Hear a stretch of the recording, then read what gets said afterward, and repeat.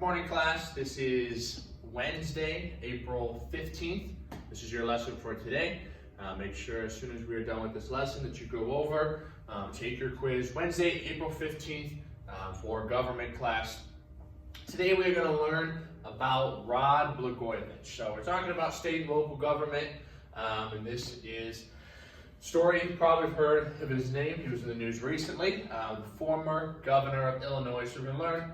Won't be a long lesson today, but we're going to learn about Rod Blagojevich, what happened, why he went to jail, why he got out of jail, and then we'll have a quiz on what we learned today. So this is Rod Blagojevich. This is what he looked like when he went to jail. This is what he looked like when he came out of jail. So Rod Blagojevich was arrested, sent to jail on a 14-year sentence. In 2020, President Trump released him after only serving 8 years, so more than half, but 8 years of his 14-year sentence. Rod Blagojevich was jailed for trying to sell Barack Obama's Senate seat. So, how it happened. So, the story of Rod Blagojevich. So, 1986 to 1988. Make sure you're paying attention, taking notes if you need to, because your quiz will come. All the questions from your quiz from today will come from these notes on Rod Blagojevich. 86 to 88, he served as the assistant state's attorney in Cook County, Illinois. From 92 to 96, served in the Illinois House representing the 33rd District. 96 to 2002, he was a U.S. representative from Illinois' 5th District. November of 2002, he becomes the first Democrat elected governor of Illinois in 30 years.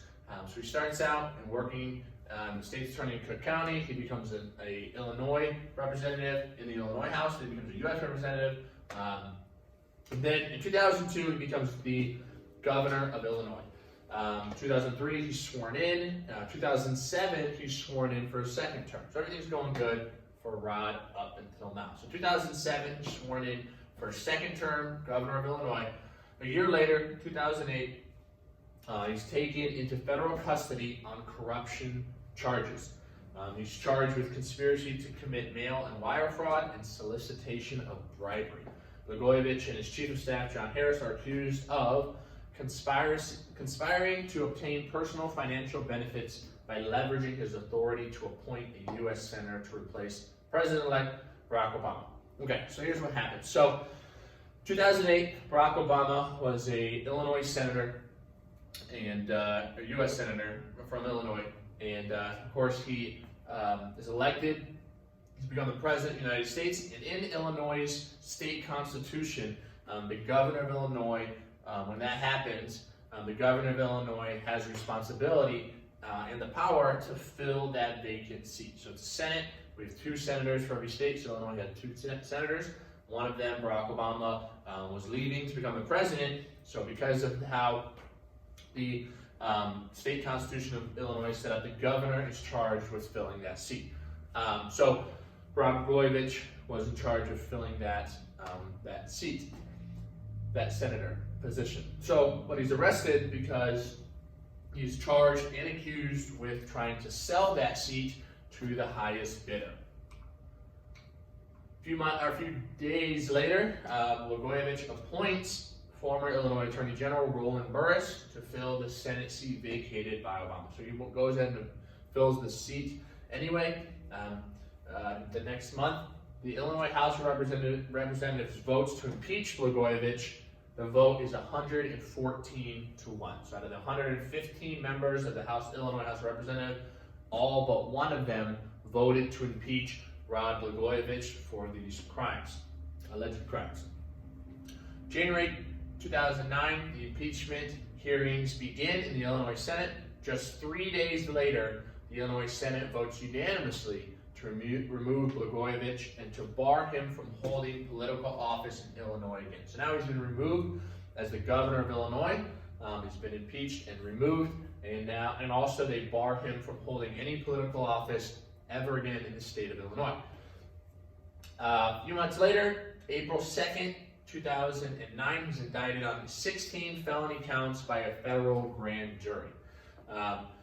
He pleads not guilty to these crimes, and in June of 2010, Blagojevich's trial on corruption charges begins. So now he's been removed from office, but a federal grand jury is now going to put him on trial for the crimes that he committed. August 17th, the jury in Blagojevich trial returns its verdict after deliberating for 14 days.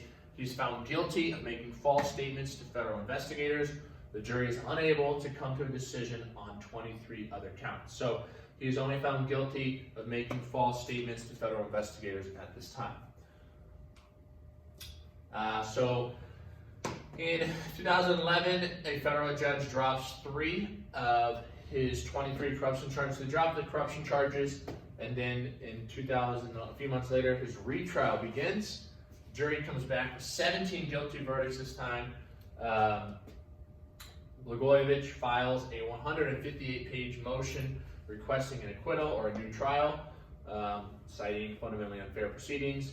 That did not work, and in December 7, 2011, he was sentenced to 14 years in a federal prison. 2012, he shows up to Englewood Federal Correction Institution in Colorado to begin serving his 14-year sentence. So that was in 2012, so he should have got out in 2026, which is still another 6 years from now. But he served 8 years, and then President Trump released him, commuted his sentence, and so he was released after only 8 years. So an interesting story about the former governor of Illinois. So now this is over. Go over April 15th, Wednesday, take your quiz on all the information you learned today.